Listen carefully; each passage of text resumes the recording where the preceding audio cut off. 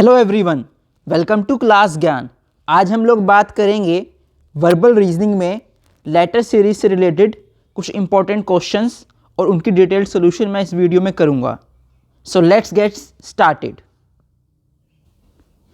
इस वीडियो में letter series के बारे में हम लोग बात करेंगे और ये वीडियो लेटर सीरीज के ऊपर पार्ट 1 है।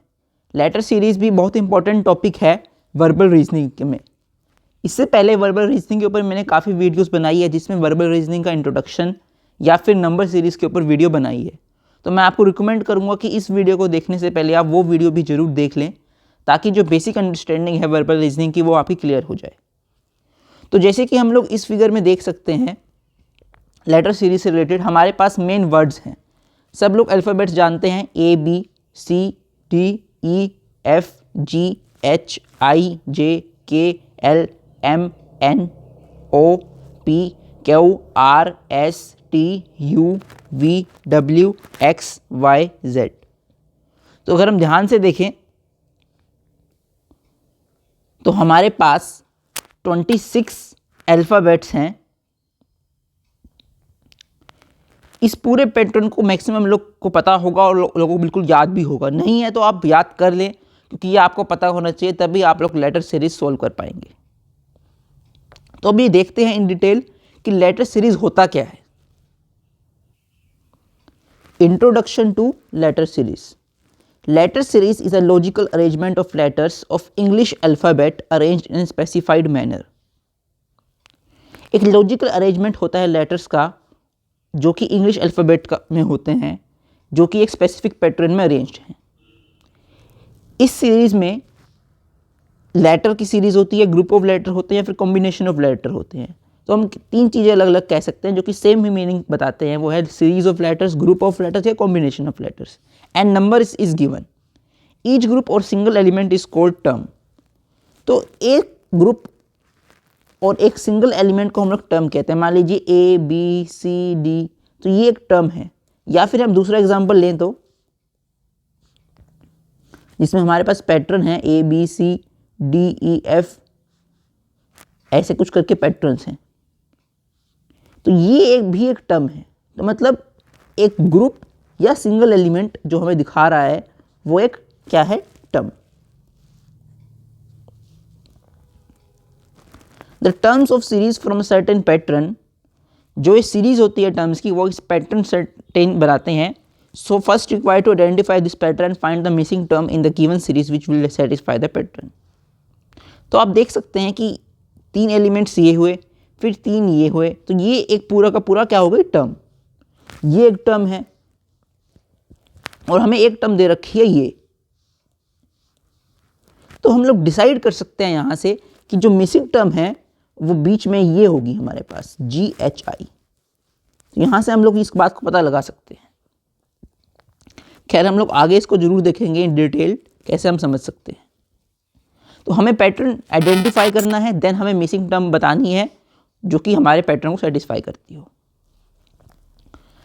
एक बात ध्यान रखने की ये है कि जितना आसान लेटर सीरीज लगता है करते वक्त उतना आसान नहीं होता है। सबसे मोस्ट डिफिकल्ट पार्ट होता है ये वर्बल रीजनिंग में के पेपर में। क्यों मैं ऐसा कह रहा हूँ, उससे कई सारे रीज़न हैं।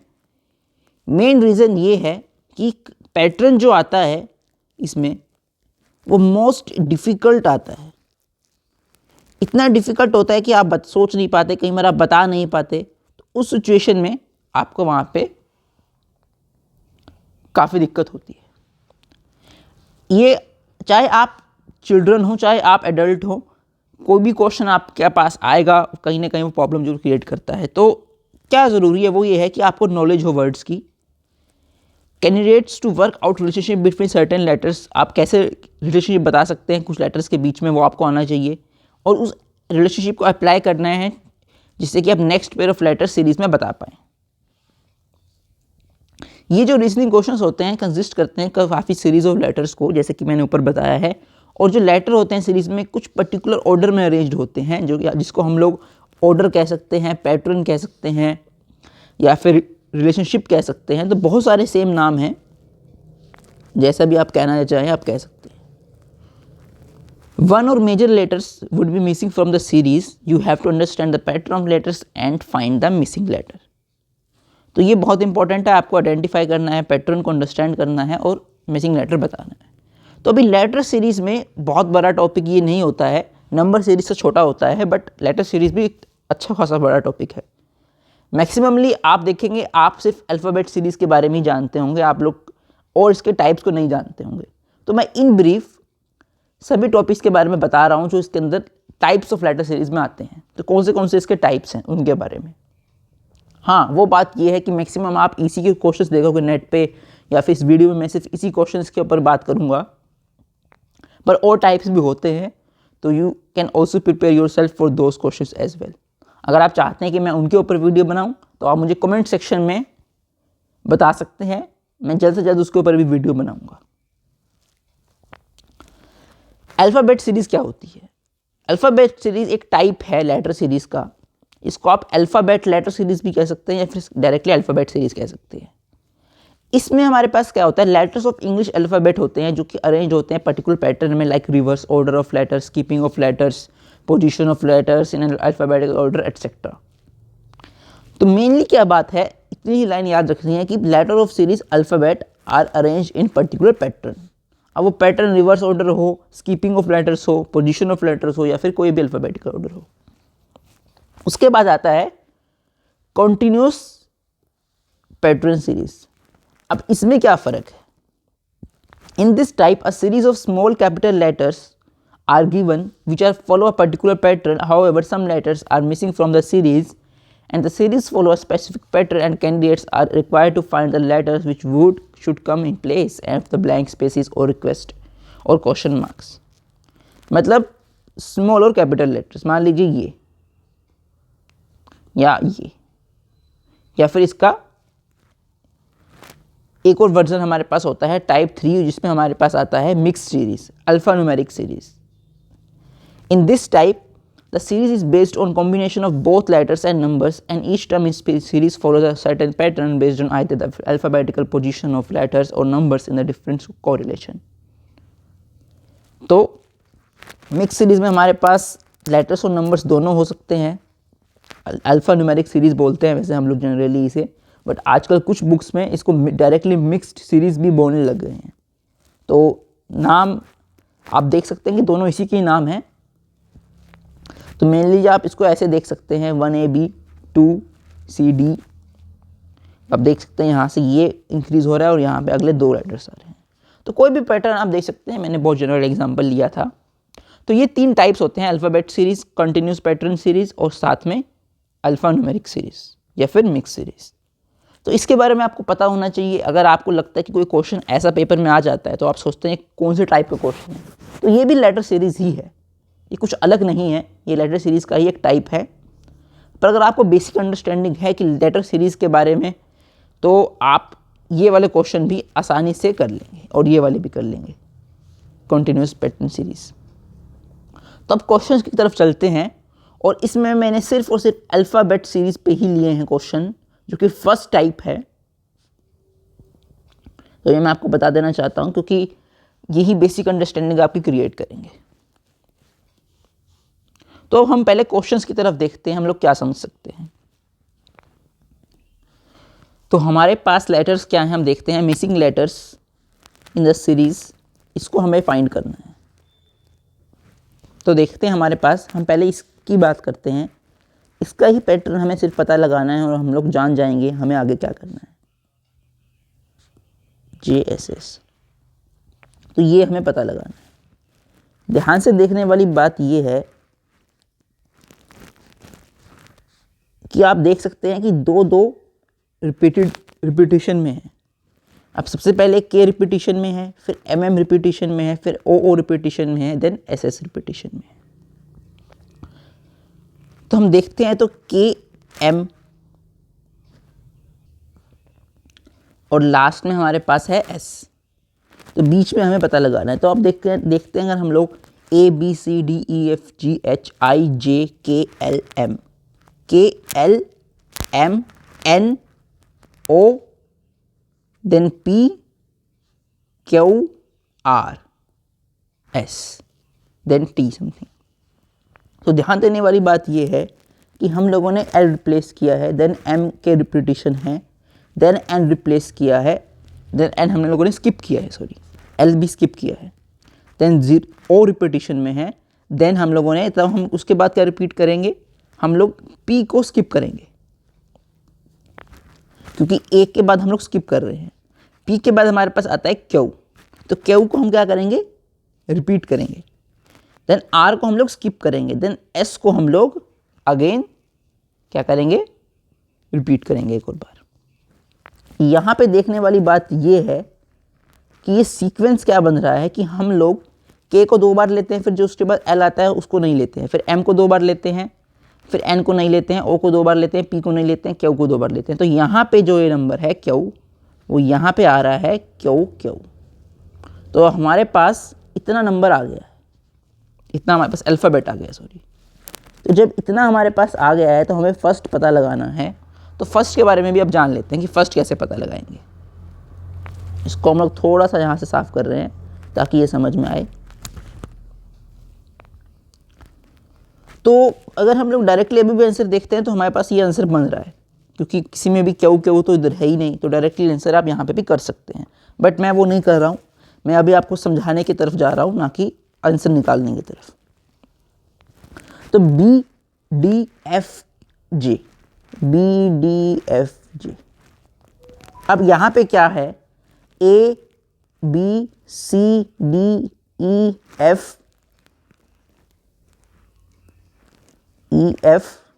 H then J. यहाँ पे एच जे नहीं आएगा, यहाँ पे हमारे पास एच ऊपर आएगा, देन आई देन जे। तो यहाँ पे हमारे पास आ रहा है एच।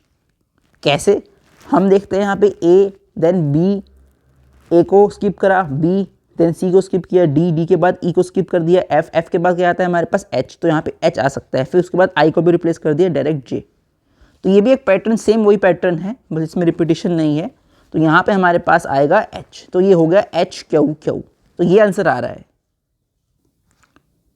तो यहाँ से हमारा आंसर हो गया एच डबल क्यू।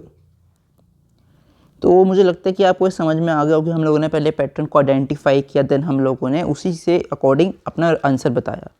तो यहाँ पे भी हमारे पास ये जो आंसर है वो हो जाएगा एच क्यू देन क्यू। ये आंसर हमारे पास हो गया। तो हाँ, अब हम लोग नेक्स्ट क्वेश्चन की तरफ चलते हैं। उससे पहले इसकी जरा सी सोल्यूशन देख लेते हैं। आंसर डी है। अगर हम लोग इनको ऑप्शंस की तरफ देखें तो ए बी सी डी, तो option D is the right answer. The letter series of the first letter of the series are in alphabetical order in which letter is skipped between each two letters B, D, F, H, J, and the second third letters are repeated in each segment, and they are also in alphabetical order with a skipped letter K, M, O, Q, S. So the missing letters are H, Q, Q. तो ये आप सब कुछ समझ गए होंगे। अगर आप ऐसे भी समझना चाहें तो सेम ही चीज़ में भी कह रहे हैं। तो नेक्स्ट क्वेश्चन देखते हैं, उसमें हम लोग क्या समझ सकते हैं। तो यहाँ पे हमारे पास क्या है, find the missing letter in the series. तो ये लेटर हमें निकालना है। तो देखते हैं, ये हमारे पास एक पूरी की पूरी अच्छी खासी सीरीज दे रखी है लेटर्स की। तो आई B J K C L M D N. अगर आप एक बार ऑप्शंस की तरफ भी देखेंगे ना तो आपको एक चीज़ साफ दिखेगी कि ई ई ई एंड ई, 4 बार ई सब में ही बीच में कॉमन है। तो कुछ ना कुछ तो ये है कि मतलब बीच में तो ई आना ही आना है, इधर और इधर जो भी लेटर आए।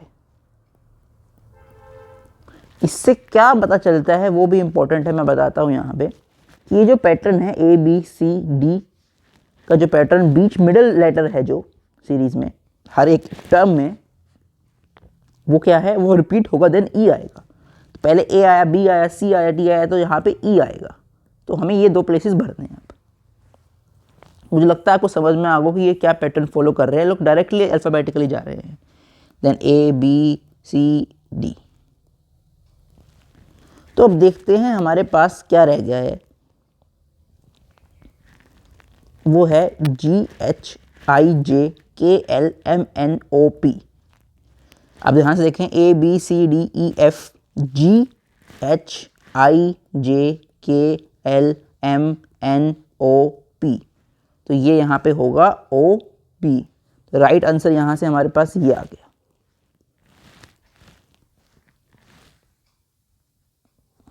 OEP आप समझ रहे होंगे, क्योंकि ये भी अल्फ़ाबेटिकली जा रहा है, बीच वाले लेटर में जस्ट फ़र्क है, GHIJKLMNOP। तो ये राइट आंसर है इसका। अगर हम लोग सोल्यूशन देखें तो भी यही है, answer B is the right. Explanation में यही है, जो हमारे पास मिडिल लेटर है वो फॉलो कर रहा है ऑर्डर को ABCDE को, और जो फर्स्ट और थर्ड लेटर है वो भी अल्फ़ाबेटिकली ऑर्डर को स्टार्टिंग विद G फॉलो कर रहे हैं यहाँ से, क्योंकि उसके बाद भी OOP ही आएगा, क्योंकि ये अल्फ़ाबेटिकली फॉलो कर रहे हैं। तो ये क्वेश्चन बहुत ईजी नहीं था, थोड़ा कॉम्प्लेक्स ज़रूर था, पर हम लोगों ने इसको डायरेक्टली किया और हमें समझ में आ गया। तो एक बात हमेशा याद रखना, बहुत सारे क्वेश्चन ऑप्शन के अकॉर्डिंग बहुत जल्दी सोल्व हो जाते हैं। अगर आप केवल हीट एंड ट्रायल कर रहे हैं, हीट एंड ट्रायल करे जा रहे हैं, कई बार बहुत टाइम लग जाता है। तो जितना टाइम आप बचा पाए आप देख सकते हैं, काफ़ी क्वेश्चन बिना पेन उठाए सोल्व हो जाते हैं। जस्ट आप ऑप्शंस को देखें क्या कह रहे हैं। तो हम नेक्स्ट क्वेश्चन की तरफ चलते हैं। इसमें हमें क्या बताना है, what is the missing letter in the series. तो सीरीज़ हमारे पास क्या है वो देखते हैं। ये सीरीज़ है और हमें ये लेटर बताना है। तो UOI then space then A। तो हमारे पास 4 लेटर्स हैं UOIA। अगर आप इस क्वेश्चन को देखें तो आप सोच नहीं पाएंगे कि इसका आंसर क्या होगा। सच में बहुत मुश्किल है। क्या ऑर्डर आप सोच रहे हैं इनके बीच में, बहुत मुश्किल है जानना। आप चाहे वीडियो को एक बार पॉज करें और फिर मुझे बताएं कि आप क्या सोचते हैं, कमेंट में बताएं। तो अगर आपने सोच लिया अब तक, तो मैं आपको एक हिंट दे रहा हूं यहाँ पे। वो ये है कि हमें एक चीज़ होती है लॉजिक। सीरीज़ का लॉजिक क्या है, एक पैटर्न होता है, एक लॉजिक भी होता है। तो कुछ क्वेश्चन उसकी जो लॉजिक है उसके ऊपर भी डिपेंड आ जाते हैं, और ये भी कई बार बहुत मुश्किल क्वेश्चन बन जाते हैं अगर आप लोगों ने लॉजिक नहीं समझा तो। अगर आप ध्यान से देखें तो AIOU ये क्या है, दे आर वोवल्स। वोवल्स का पैटर्न अगर आप किसी को याद हो, AEIOU, ये वोवल्स का पैटर्न होता है। अगर आपको पता हो, वोवल्स तो सबको पता होते हैं, अगर पैटर्न पता हो तो वो ये होता है। तो इसका मतलब क्या है कि ये जो पैटर्न है ये रिवर्स ऑर्डर में यहाँ पे लिखा हुआ है। अगर आप देखें तो UOIA,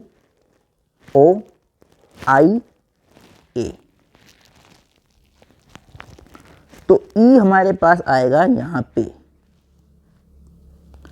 तो ये हमारे पास यहाँ पे E होना चाहिए।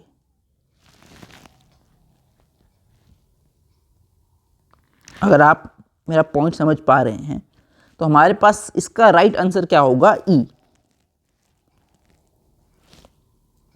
कैसे, अगर आप सॉल्यूशन में भी देखें तो अगर हम इसे ऑप्शन है ABCD, तो D ऑप्शन राइट है जो कि है E।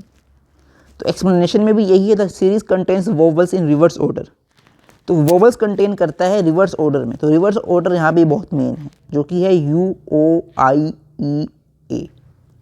तो ये बेसिकली होता है जो सही ऑर्डर होता है वोवल्स का, वो होता है AEIOU। उसी को रिवर्स कर दिया है यहाँ पे।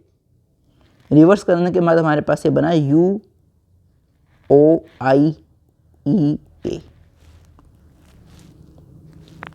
तो हमारे पास जो मिसिंग लेटर है वो होगा E। Is the right answer, option D।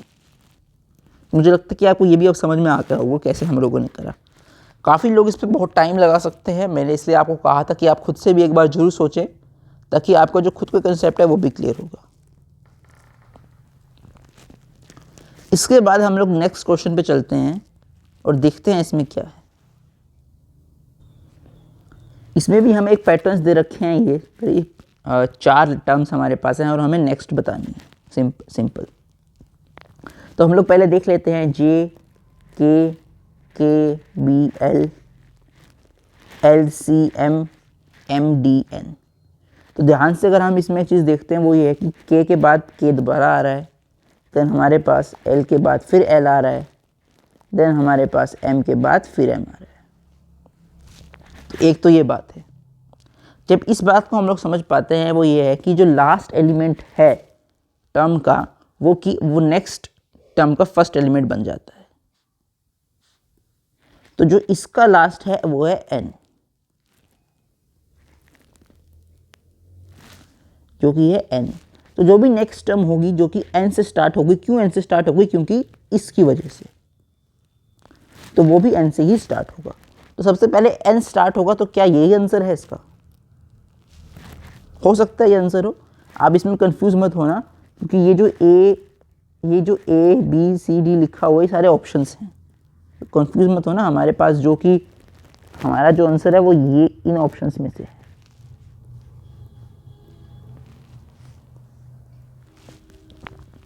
तो क्या इसका आंसर ये है? अभी हम लोग नहीं इसको डिसाइड कर सकते, अभी हम लोग और पैटर्न्स देखते हैं। ध्यान से देखने वाली ये बात है कि ऑप्शंस में 3 में ई दे रखा है, ई एफ। तो 3 में ई है, 1 में एफ है, पर अभी भी हम लोग इस पे ये नहीं कह सकते कि सब में ई आएगा। पर अगर हम लोग एक चीज़ को फॉलो करते हैं वो ये है कि A B C D then E, मतलब मिडिल एलिमेंट्स जो हैं वो कि सबके टर्म्स के एक पैटर्न फॉलो कर रहे हैं, वो है A B C D E then E. तो यहां तक ये सही जा रहा है हमारा। उसके बाद जब हम लोग सिंपल ये पैटर्न देखते हैं, जे देन के रिपीट में हमारे पास एल आया, फिर एल रिपीट हुआ तो आया तो अगला एन, देन क्या आया एन, तो I J K L M N O P Q, तो ऐसे चलता रहेगा। तो एम एन के बाद आएगा ओ, ध्यान से अगर आप देखें तो ये हो गया एन ई ओ।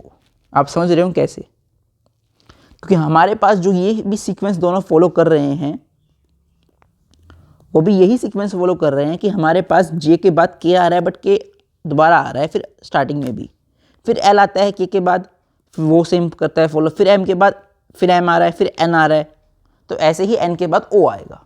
तो right answer is N E O, जो कि है बी ऑप्शन। तो option B is the right. अगर आप एक्सप्लेनेशन के साथ जाना चाहें तो आप देख सकते हैं, वो ये है कि this is an alternating series in alphabetical order and the middle letter follows the order A B C D E and the first and third letters are alphabetically beginning with J and third letter is repeated as first letter in each subsequent 3 letter segment। तो 3 letter segment basically यहाँ पे term को ही लोग कह रहे हैं, वो term ही है हमारे पास। तो बहुत अच्छा क्वेश्चन था ये, मुझे लगता है कि इस क्वेश्चन से काफ़ी बेसिक्स आपके क्लियर हुए होंगे। और यहाँ पे हम लोग लिखेंगे N E O, that is the right answer. ये क्वेश्चंस जितने आप प्रैक्टिस करेंगे, वीडियो में मैंने टॉप क्लास 5 क्वेश्चंस दिए हैं। टॉप क्लास मैं क्यों कह रहा हूँ कि ये बहुत इंपॉर्टेंट क्वेश्चंस हैं, इससे हर तरीके की अंडरस्टैंडिंग आपकी क्लियर हो जाएगी अगर आप पूरी वीडियो को देख रहे हो। तो लास्ट क्वेश्चन हम लोग अब आ रहे हैं, ये भी एक बहुत अच्छा क्वेश्चन है। अब जो ये क्वेश्चन है हमारे पास, इस क्वेश्चन में हम एक चीज देख सकते हैं, वो ये है कि जो ए है, या इसको हम लोग जो मिडिल एलिमेंट है ए देन ए, सब में ही ए है, तो इसकी अंडरस्टैंडिंग तो आप यहीं से समझ लीजिएगा कि ए तो आना ही है बीच में। वैसे भी सब ऑप्शंस में ए है, तो वो तो कोई इशू होने भी नहीं वाला था। Q A R A S A T A you, यहाँ पे जो ऑर्डर देखने वाला वो है, ये है कि क्यू आर, देन आर के बाद हमारे पास है दोबारा आर। तो लास्ट क्वेश्चन से बहुत कुछ सिमिलर यहाँ पे है ये। देन एस, यहाँ पे भी सेम एस, देन टी, यहाँ पे टी, देन यू होगा तो नेक्स्ट पे भी यू होगा, तो ये हो गया यू ए। अब यू ए 2 ऑप्शंस में है, वी और टी, तो ऑप्शंस यहाँ पे कुछ डिफिकल्ट हैं। उससे ऊपर वाला क्वेश्चन भी काफ़ी हद तक सेम था, मिडिल एलिमेंट छोड़ के वहाँ पे ए बी सी डी ई तक था, यहाँ पे सब में ए है।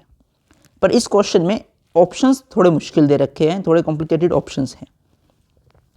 तो यहाँ पे हमारे पास टी है, तो टी तो पहले ही आ चुका है, टी अब दोबारा आने वाला नहीं है। तो टी के बाद हमारे पास क्या है, Q R S T U then हमारे पास आएगा V, क्योंकि अगर आप देखें तो ABCDEFGHIJKLMNOPQRSTUVWXYZ, तो UV आएगा हमारे पास यहाँ पे, T नहीं आएगा।